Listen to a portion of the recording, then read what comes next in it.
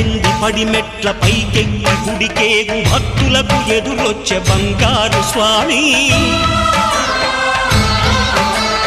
ఇరుముడులు స్పృశించి శుభమనుచు దీవించి జన బృందముల చేరే జగమేలు స్వామి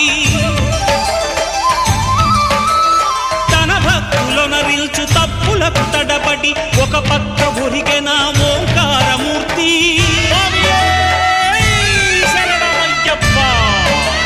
స్వాములందరూ తనకు సాయము కాగా ధీమంతుడై లేచే ఆ కన్య స్వామి పట్టబంధము వీడి భక్తతతికై